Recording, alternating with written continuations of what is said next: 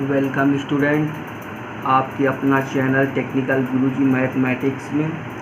आज आपकी जो किताब चल रही है वो अप्लाइड मैथ थर्ड चल रही है। आपको दिख भी रहा होगा अप्लाइड मैथ थर्ड लिखा हुआ, और साथ में आपको आव्यूह मैट्रिक्स लिखी हुई दिख रही होगी, ठीक है। और ये यूनिट फर्स्ट है। एक चीज़ पढ़ाने से पहले हम आपको बता दें कि आपकी जो यूनिट फर्स्ट है आपकी बहुत ही इम्पॉर्टेंट है। इससे पेपर में कम से कम 17 से 20 नंबर तक के क्वेश्चन इससे पूछे जाते हैं, या कहें कि बहुत ज़्यादा ही क्वेश्चन इससे पूछे जाते हैं। शॉर्ट में भी पूछे जाएंगे, 1 नंबर के, 2 नंबर के और 5 नंबर के भी क्वेश्चन इस यूनिट से पूछे जाते हैं। तो बहुत ही इम्पॉर्टेंट है और बहुत ही महत्वपूर्ण प्रश्नावली है, या यूनिट मान के चले हम। तो उसके पहले आव्यूह पढ़ने से पहले या मैट्रिक्स पढ़ने से पहले इसकी कुछ परिभाषाएं हैं। अगर परिभाषाएं नहीं पढ़ी तो आप मैट्रिक्स लगाना भूल जाइए, आव्यूह लगाना भूल जाइए। तो सबसे पहले चलते हैं उन परिभाषाओं की तरफ, क्या होता है, कैसे होता है, कैसे किया जाता है। सबसे पहले ये देखते हैं, फिर उसके कुछ नियम, जैसे क्या है मैट्रिक्स का जोड़ना, आव्यूह का घटाना और आव्यूह का गुणा। ये 3 चीज़ें अगर आपको आ गई, जोड़ना, घटाना और गुणा, आव्यूह का जोड़ना, घटाना, गुणा आ गया तो आप आव्यूह को तुरंत लगा सकते हैं, कोई दिक्कत नहीं होगी आव्यूह को लगाने में। तो सबसे पहले चलते हैं हम उनके प्रकार की तरफ। तो देखिए, आज तारीख 20/7/2022 है। आव्यूह मैट्रिक्स आपका चल रहा है, अप्लाइड मैथमेटिक्स थर्ड है, थर्ड सेमेस्टर के लिए, यूनिट फर्स्ट है। और हेडिंग आपकी पड़ी आव्यूहों के प्रकार, टाइप ऑफ मैट्रिक्स। अच्छा, कुछ बच्चे हिंदी मीडियम के होंगे, कुछ बच्चे इंग्लिश मीडियम के होंगे, तो हमने दोनों के लिए दोनों तरह की परिभाषाएं लिख दी हैं, हिंदी वालों के लिए हिंदी पे और इंग्लिश वालों के लिए इंग्लिश पे। तो चलते हैं स्तंभ आव्यूह, मतलब कॉलम मैट्रिक्स क्या होता है देखते हैं। कहता है यदि किसी आव्यूह में एक स्तंभ हो तो इसे स्तंभ आव्यूह कहते हैं। इसमें पंक्तियों की संख्या 1 से अधिक हो सकती है, पंक्तियों की संख्या 1 से अधिक हो सकती है। चलते हैं इंग्लिश वालों की तरफ। देखिए, इंग्लिश वाले बच्चे भी अपना ध्यान दें, हमने पूरा लिख दिया है। इंग्लिश में भी कह रहा है a matrix having only 1 column is called a column matrix और कॉलम वेक्टर। जैसे एग्जाम्पल की तरफ भी हमने इसको मैट्रिक्स का नाम दे दिया, आप ABC कुछ भी दे सकते हैं, कोई बाउंडेड नहीं है, ठीक है। आपके पास एक मैट्रिक्स बना के दे रखी है एंड 1 कॉलम, ठीक है। अगली जो परिभाषा है, अगली परिभाषा आपकी है पंक्ति आव्यूह, ठीक है। पंक्ति आव्यूह या रो मैट्रिक्स, ये क्या होता है, यदि किसी आव्यूह में केवल एक पंक्ति हो उसे पंक्ति आव्यूह कहते हैं। इसमें स्तंभों की संख्या 1 से अधिक हो सकती है, ठीक है। अब देखिए क्या कह रहा है, आव्यूह केवल एक पंक्ति हो। देखिए एग्जाम्पल हमने दिया, इसमें एक पंक्ति ही है, ठीक है, लेकिन इसमें कॉलम 3 है आपके पास। इंग्लिश वाले में देख ले, a matrix which has only 1 row is called a row matrix, और ए रो मैट्रिक्स और ए रो वेक्टर इट्स में have only number of column, ठीक है। एग्जाम्पल के हिसाब से आपकी ये देखिए, आपकी मैट्रिक्स बनी हुई है, रो मैट्रिक्स है, इसमें 1 × 3 का ऑर्डर है। Is a row matrix of order 1 × 3 having one row and 3 column, ठीक है। अगला देखिए, अगला कौन सा है, अगला आपका दे रखा है 3 नंबर, क्षैतिज आव्यूह या हॉरिजॉन्टल मैट्रिक्स। कह रहा जिस आव्यूह में पंक्तियों की संख्या स्तंभों से कम हो, पंक्तियों की संख्या स्तंभों से कम हो, उसे क्षैतिज आव्यूह कहते हैं। इंग्लिश में पढ़ लेते हैं। कह रहा है A matrix in which number of row is less than that of column is called a horizontal matrix। जैसे आपकी देखिए ये बना के रो दे दिया है, आपका मैट्रिक्स एक दी, इसमें रो आपके पास दो हैं, एक रो ये है एक रो ये है, और देखिए कॉलम इसमें आपके 3 दे रखे हैं। ठीक है, ये कॉलम आपके दे रखे हैं। अगर हम इसको और अच्छी तरह से आपको दर्शा के बताना चाहें तो हम जो ये चलते हैं ये आर होता है, और जो ये चलते हैं ये कॉलम होता है। ठीक है, तो कह रहा is a horizontal matrix because हर number of row 2 comma number of column 3। ठीक है, ये हो गया हमारे पास क्षैतिज ऑब्व्यू। चलते हैं आगे की तरफ। देखिए अगला दे रहा है ऊर्ध्वाधर ऑब्व्यू, वर्टिकल मैट्रिक्स। क्या होता है? जिन ऑब्व्यूहों में स्तंभों की संख्या पंक्तियों से कम हो उसे ऊर्ध्वाधर ऑब्व्यू कहते हैं। इंग्लिश में देख लेते हैं। A matrix which number of column is less than that of row is called a vertical matrix. ठीक है, इसमें रो कितनी है आपके पास? 3 रो होंगी और 2 क्या होंगे आपके पास? कॉलम होंगे। हमने रो बताया, इनको रो कहते हैं। अगर हम पूरी तरह दर्शाना चाहें तो देखिए इसको जब हम हल करेंगे तो ये R1, ये R2 और ये R3। जब कॉलम के लिए चलेंगे ये C1 और ये C2। ठीक है, तो इस प्रकार रो और कॉलम हम दर्शाते हैं। तो क्या होगा? Is a vertical matrix because number of row बराबर 3 और नंबर ऑफ कॉलम बराबर 2। अगला देखिए 5वां नंबर क्या है? 5वां नंबर परिभाषा क्या है? कह रहा वर्ग ऑब्व्यू। वर्ग ऑब्व्यू मतलब square matrix. Square matrix, square matrix क्या होती है? देखिए जिस ऑब्व्यू में पंक्ति तथा स्तंभों की संख्या बराबर हो, पंक्ति और स्तंभों की संख्या क्या हो? बराबर हो, उसे वर्ग ऑब्व्यू कहते हैं। चलिए इसी को इंग्लिश में पढ़ लें। A matrix in which number of row and column are equal is a called a square matrix. देखिए हमने ए दिखाया है 2 × 2 की है, 2 गुणते 2 ऑर्डर की है। बी दिखाया ये 3 × 3 ऑर्डर की है। ETC are square matrix. ये 4 × 4 की भी हो सकती है, 5 × 5 की हो सकती है। स्क्वायर मैट्रिक्स का मतलब जितनी रो उतने कॉलम इसके होंगे। चलिए आगे चलते हैं। 6वां नंबर क्या है? 6वां नंबर कह रहा मुख्य विकर्ण एवं इसके अवयव, diagonal element and diagonal of matrix. तो इसकी परिभाषा क्या कह रहा है? यदि A बराबर AIJ n × n का हो, ऑर्डर का हो, एक वर्ग ऑब्व्यू हो तो, एक वर्ग ऑब्व्यू हो तो, एक वर्ग ऑब्व्यू हो तो ऑब्व्यू के वे अवयव, ऑब्व्यू के वे अवयव जिनके लिए I बराबर J हो तो मुख्य विकर्ण के अवयव कहलाते हैं। अतः कह रहा A11, A22, A33 ... ANN आदि विकर्ण के अवयव होंगे, आदि विकर्ण के अवयव होंगे। इसी प्रकार इसको इंग्लिश में हम लोग देख लेते। कहता इफ़ AIJ n × n क्रम बी ए स्क्वायर मैट्रिक्स, मतलब स्क्वायर मैट्रिक्स के रूप पे होना चाहिए। Then all the elements AIJ for which I बराबर J are called diagonal element of the matrix and the line along which these element lie is called principal diagonal or leading diagonal or simply diagonal of the matrix. Thus A11, A22, A33 etc are the diagonal elements of the matrix AIJ n × n।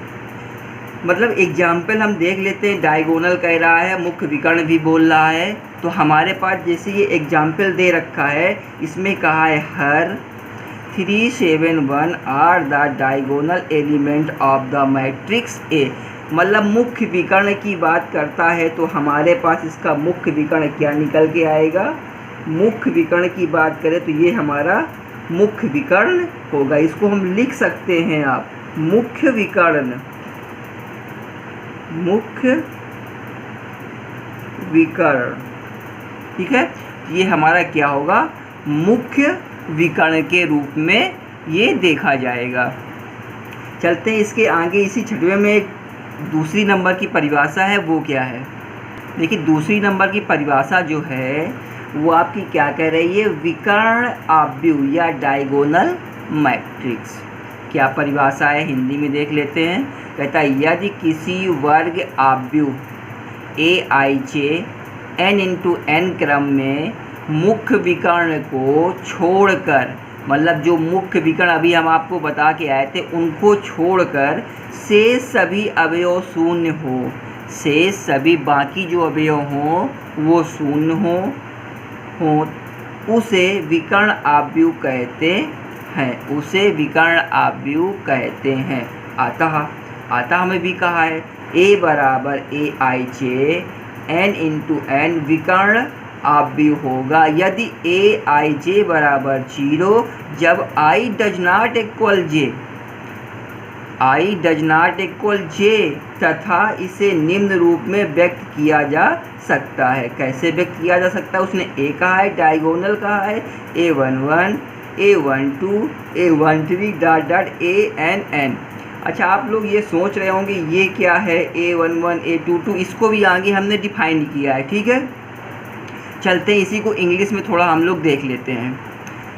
कह रहा है a square matrix aij n into n in which all the element expected the leading diagonal elements are 0 is called a diagonal matrix.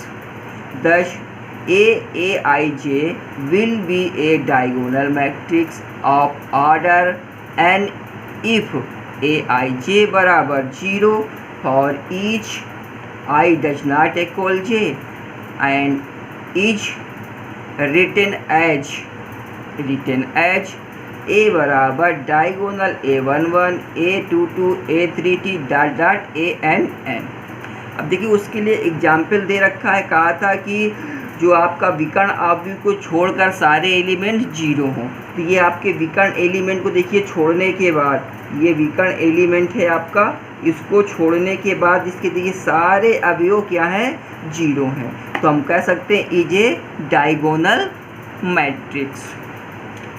चलिए अगली परिभाषा क्या है देख लेते हैं। और ये ना सोचिएगा कि परिभाषा पेपर में पूछी नहीं जाती है, परिभाषा भी पेपर में पूछ लेता है, ऐसा नहीं कि पूछता नहीं, परिभाषा भी पूछता है, ठीक है।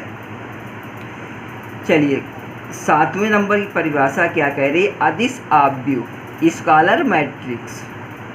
कह रहा जिस आव्यूह के विकर्ण के सभी अवयव बराबर हों, जिस आव्यूह के विकर्ण के सभी अवयव बराबर हो, मतलब विकर्ण के सभी अवयव बराबर होने चाहिए, शेष शून्य हो, देखो दर्शा भी दिया है कि शेष शून्य हो, उसे अदिश आव्यूह कहते हैं। या तो इंग्लिश में पढ़ लें, इंग्लिश वाले बच्चे भी हैं अपना पढ़ सकते हैं। A square matrix in which diagonal elements are equal and non diagonal elements are 0 is called a scalar matrix. Example के रूप में आपका दिया है, देखिए ये आपका क्या है, ये आपका विकर्ण है, विकर्ण के बाद आपके एलिमेंट 0 हैं और जो विकर्ण है वो क्या है, समान है। समान तो बोला जिस आव्यूह के विकर्ण के सभी अवयव बराबर हैं, या समान है या बराबर है, ठीक है। तो वो क्या होता है, अदिश आव्यूह। विकर्ण समान है, बाकी शेष एलिमेंट 0 हैं, विकर्ण समान है, शेष एलिमेंट 0 हैं। इसके बाद एक हमने छोटा सा नोट लगाया है, नोट इसलिए लगाया है कि बार बार आ रहा था कि ए डायगोनल एलिमेंट्स, मतलब कि ये बार बार आपका आ रहा था A1 A1 2 A1 3 3, तो इसके लिए हमने एक नोट लगाया है छोटा सा समझाने के लिए, बस है क्या वो देखिए।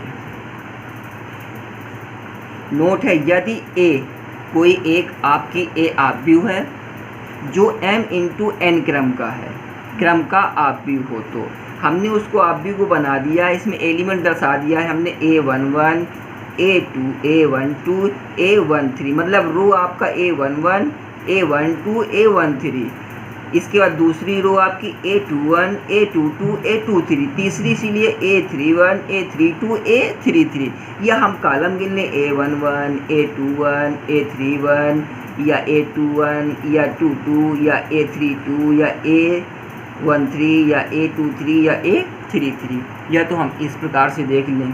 ठीक है, बात आता है AIJ का, कहता है m × n क्रम का है AIJ, तो यहाँ AIJ का मतलब क्या होता है ये आपको हम बताने के लिए इसको थोड़ा सा समझा रहे हैं। देखिए, I का मतलब होता है पंक्ति या रो, I का मतलब होता है पंक्ति या रो, और J का मतलब होता है स्तंभ या कॉलम, स्तंभ या कॉलम।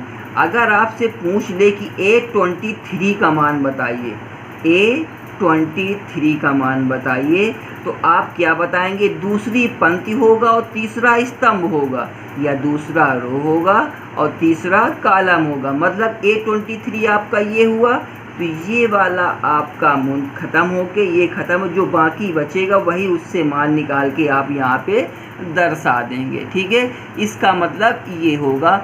अभी अगर क्लियर समझ में नहीं आया है तो आपका जो 1.1 एक्सरसाइज है हम आपकी पूरी लगाएंगे और पूरा बताएंगे, फिर आपको समझ में आए कैसे क्या निकालना है, क्योंकि अभी इसमें बहुत कुछ है, इन्वर्स निकालना आता है, दुनियादारी पूछी जाती है।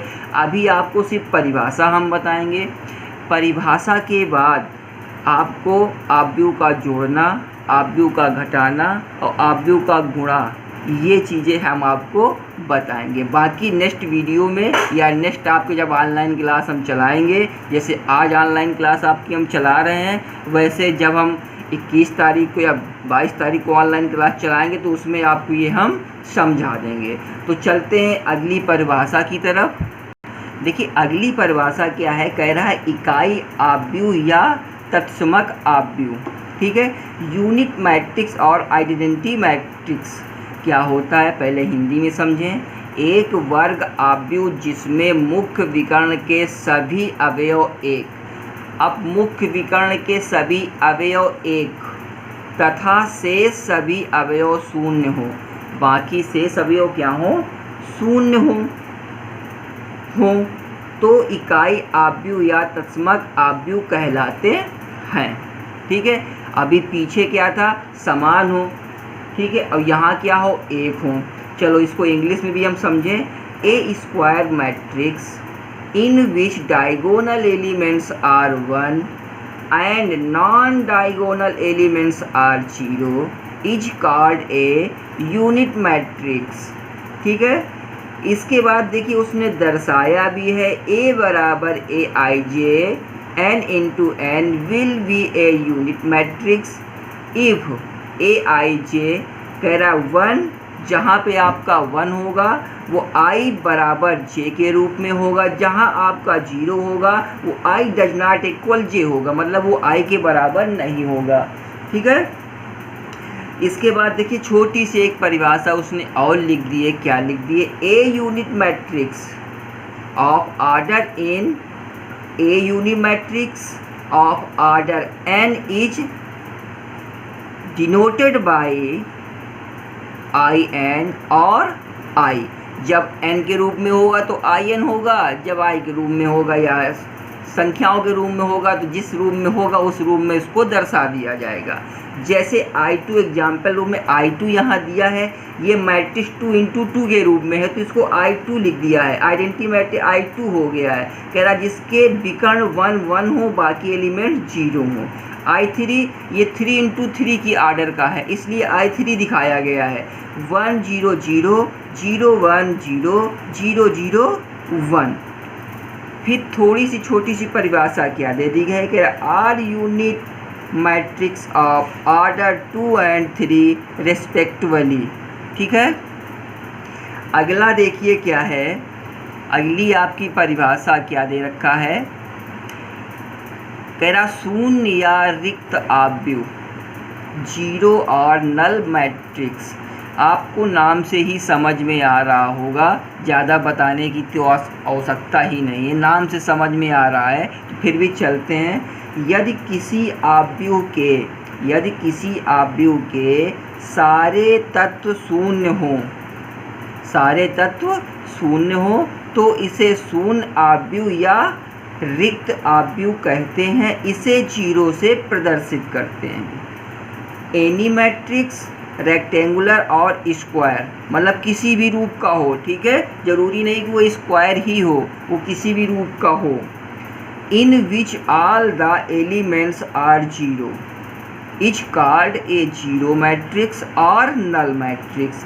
जैसे ये मैट्रिक्स बना है जीरो, तो जीरो मैट्रिक्स, ये 2 into 2 का है, ये जीरो मैट्रिक्स, ये 2 into 3 का है, ये जीरो मैट्रिक्स है। ठीक है, ये इसको क्या कहेंगे, नल मैट्रिक्स या शून्य मैट्रिक्स। इतनी आपकी परिभाषाएं थी जो इम्पोर्टेंट थी, जो आपके एक्सरसाइज में या पूरे आव्यूह में यूज होनी थी, वो हमने बता दिया है। इसके बाद जो बची होंगी उनका जहाँ यूज होगा उससे पहले उनको बता दिया जाएगा, समझा दिया जाएगा। अब क्या है, अब आपको हम ले चलते हैं कहाँ पे। हमने कहा था आव्यूह का एक जोड़ना, आव्यूह का एक घटाना, आव्यूह का एक गुणा। ये 3 क्वेश्चन बता के हम आपको अभी समझाएंगे कैसे करना है। इसके बाद हम आपकी एक्सरसाइज, हो सकता है क्वेश्चन एक्सरसाइज के हों जो समझा रहे हैं, उसके बाद हम आपकी बचे जो क्वेश्चन बचे होंगे उनको भी हम आपका पूरा करा देंगे। तब तक चलते हैं। अब आपका सबसे पहले जोड़ने का एक क्वेश्चन हम लेके आए हैं। तो देखिए जोड़ने का क्वेश्चन क्या है, आपके सामने दे रखा है, कह रहा है इफ़ ए मैट्रिक्स आपकी दे रखी है 1 2 3 0 1 4 एंड बी आपकी दे रखा है 2 3 0 -1 2 5, देन फाइंड ए प्लस बी। मतलब कह रहा है कि फाइंड ए प्लस बी बता दीजिए। ठीक है, तो चलते हैं इसके सैल्यूशन की तरफ। तो हमारे पास ए दिया है तो हम सीधे सीधे इसको हल कर लेते हैं, ए प्लस बी करके हल कर लेते हैं। ठीक है, तो हमारे पास दे रखा है 1 2 3 0 1 4, प्लस लगा है तो प्लस का चिन्ह लगा लेंगे। बी आव्यूह को हम लिख लेंगे 2 -1 3 2 0 5। ठीक है, ये आपके हमने लिख दिया है। तो देखिए अब हम जोड़ने का आपको एक नियम बताएं। जोड़ने में कोई नियम नहीं है, जोड़ने और घटाने में आपका कोई नियम नहीं है। सबसे सरल इसका जोड़ना और घटाना होता है। आप इसका रो जोड़ दीजिए या तो कॉलम जोड़ दीजिए। रो जोड़ दें और कॉलम जोड़ दें। अगर रो जोड़ें तो रो को जोड़ दीजिए, अगर कॉलम जोड़ रहे हो कॉलम जोड़ दीजिए। बस प्लस और माइनस का आप उसका अंतर समझते रहिएगा, इसमें कोई कठिन नहीं है। चलिए हम आपको जोड़ते हुए ले चल रहे हैं। तो हमने बराबर के आगे बराबर लगा दिया, मैट्रिक्स की एक हमने सिंबल बना लिया। अब देखिए हम इसका रो और रो जोड़ रहे हैं तो 1 + 2। ठीक है, 1 + 2, इसके बाद रो को रो जोड़ा हमने 2 + 3, इसके बाद 3 + 0। ये एक रो कंप्लीट हो गई। जब हम रो को जोड़ेंगे तो रो ही हमारी बनेगी, जब हम कॉलम को जोड़ेंगे तो कॉलम ही हमारा बनेगा। इतना ध्यान देना है, अगर रो जोड़ रहा है तो रो बनेगा, कॉलम जोड़ रहा है तो कॉलम बनेगा। इसके बाद दूसरे रो को हम जोड़ दें, ये 0, ये माइनस लगा है तो माइनस का 1 हो जाएगा।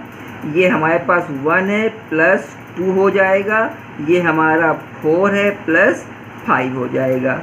इसके बाद अब हम इसको सीधे सीधे जोड़ के रख दें।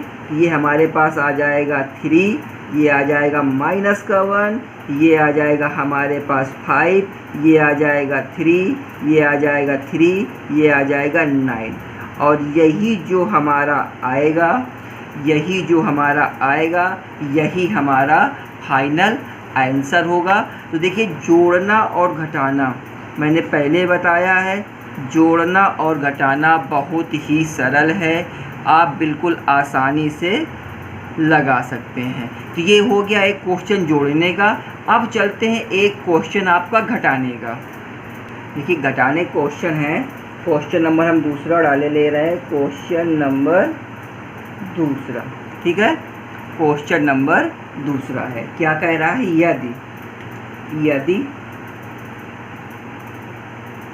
यदि आपका ए दे रखा हो, ए क्या दे रखा हो, ए मैट्रिक्स आपकी दे रखी हो 4, 3, 2, 5 तथा बी मैट्रिक्स आपकी दे रखी हो, 3, 2, 7, 9, 3, 2, 7, 9। तो कह रहा है a माइनस बी ज्ञात करें।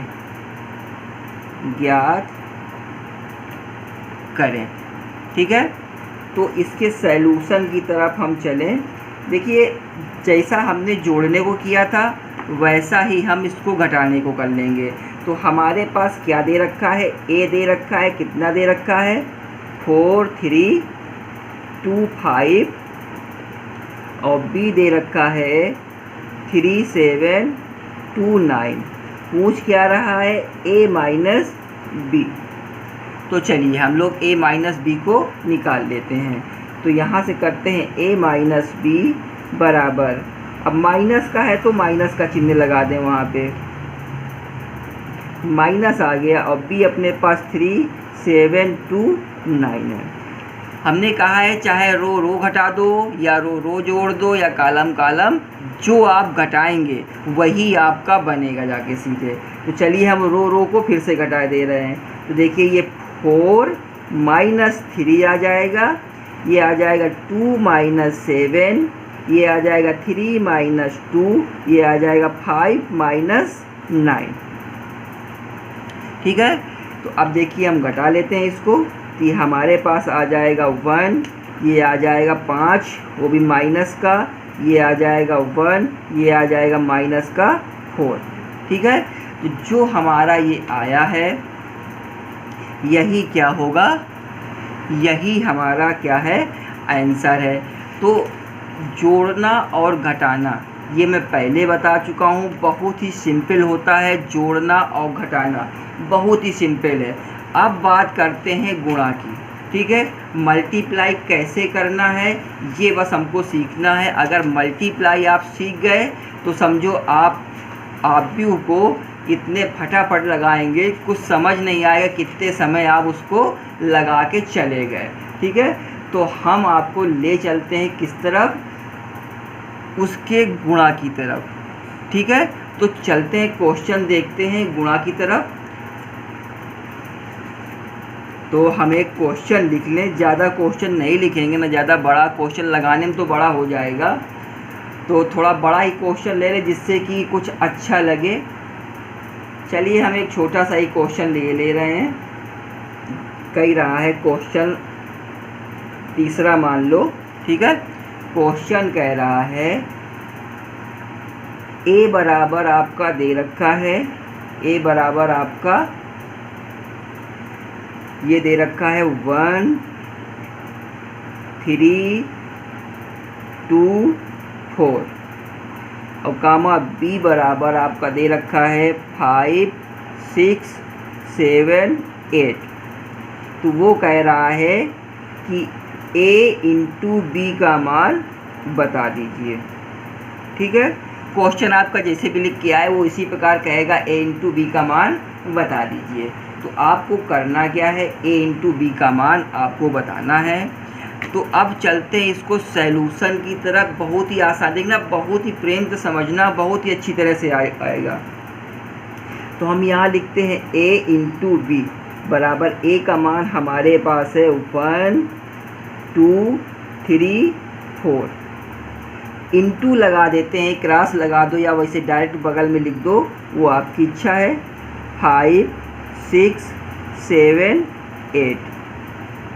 अब इनका हमको मल्टीप्लाई कराना है, मतलब कि अब इनका हमको गुणा करा के a इंटू बी का मान निकाल के रखना है कि कितना आएगा। ठीक है, तो देखिए अभी तक हम लोगों ने जोड़ना घटाना किया था। हमने कहा था रो रो का गुणा करके रो को जोड़ दो या तो कॉलम को जोड़ दो, लेकिन इसमें गुणा में क्या होता है, आप अगर पहले का रो ले रहे हैं तो दूसरे का कॉलम लेके चलेंगे तभी आप मल्टीप्लाई कर पाएंगे, अन्यथा आप आंसर नहीं निकालेंगे।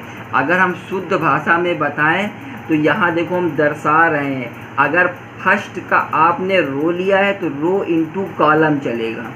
ठीक है, रो इंटू कॉलम, या आपने पहले का आपने कॉलम लिया है तो कॉलम इंटू रो चलेगा, तभी आपका जाके वो मैट्रिक्स कंप्लीट होगी। अगर आपने पहले का रो लिया है तो आपका रो ही बनेगा, अगर पहले का कॉलम लिया है तो कॉलम ही बनेगा। ऐसा नहीं होगा कि आपने पहले का रो लेके चले हो तो आप उसका कॉलम बनाना शुरू कर दो।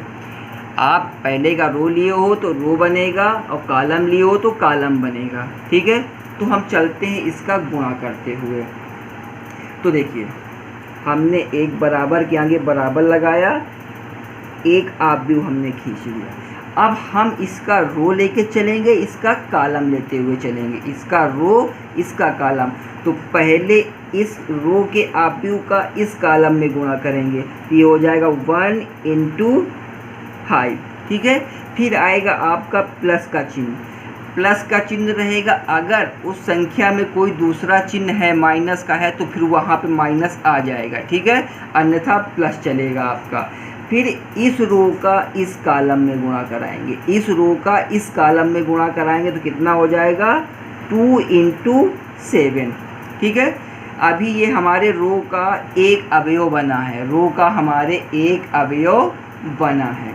अब क्या करेंगे, अब हम इसी रो का इस कॉलम पे मल्टीप्लाई कराएंगे। ठीक है, इस कॉलम पे कराएंगे, तो देखिए इस कॉलम पे कराते हैं, अभी रो का ही इस कॉलम पे करा रहे हैं तब रो ही कंप्लीट होगी। तो 1 इंटू 6 प्लस 2 इंटू 8। अब ये हमारा क्या हुआ है, एक रो पूरी तरह से कंप्लीट हुआ है। ठीक है, अब इस रो तो हमने इस कॉलम में दोनों में करा ही दिया है, अब बचा हमारा ये वाला रो और ये दोनों कॉलम में मल्टीप्लाई करा दे, दूसरी रो हमारी कंप्लीट हो जाएगी। तो देखिए हम इसका भी करा दें, तो 3 इंटू 5, 3 इंटू 5 प्लस, ठीक है 3 इंटू 5 हुआ है।